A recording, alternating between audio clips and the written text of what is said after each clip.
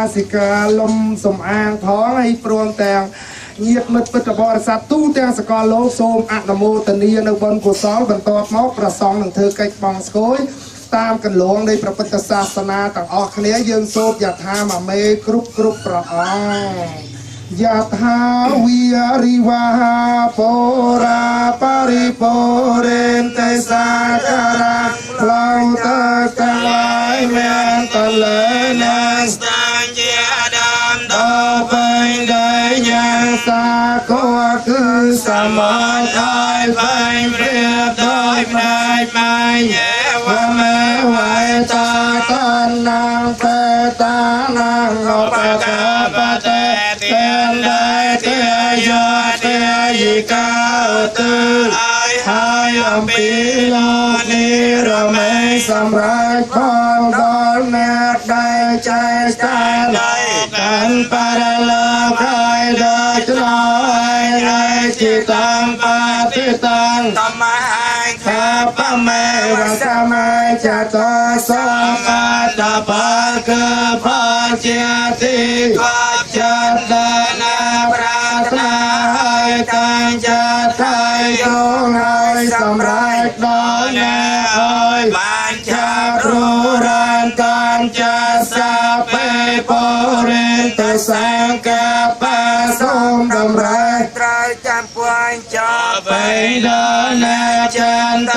បណ្ណរសាយតាដោយប្រចាំក្នុងថ្ងៃ15កាត់មនិចតរសាយតាពំនុសាដោយកាវមានរាស្មីដល់រងរឿងជាកាវិសាអាចយ៉ាងសេចក្តីប្រាថ្នាទាំងពួងឲ្យសម្រេចបានសូមញាតិញោមនៅប្រទេសបារាំងនៅខេត្តលីយ៉ុងឧទ្ទិសកុសលទាំងអស់គ្នាសូមជូនមេផលចំពោះទៅដល់មេត្តាបៃតាគុណគ្រូបជាយាចាគុណញាតិកា7សន្តានជីដូនជីតារស់នៅក្តីសូមសពសេមសានដល់ឋានបតោសត្វទាំងឡាយទាំងពួងដែលដល់ហើយនៅសេចក្តីសុខសូមឲ្យជាបាត់សេចក្តីសុខចូលដែលដល់ហើយនៅភ័យសូមឲ្យជាសត្វបាត់សេចក្តីសុខទៅហើយសូមអនុមោទនាសូមអនុមោទនាអំណោយទានរបស់ញាតិញោមមកពីខេត្តលីយ៉ុងប្រទេសបារាំងសូមអនុមោទនាញាតិញោមនៅខេត្តបន្ទាយមានជ័យសូមអនុមោទនាបុណ្យទាំងអស់គ្នា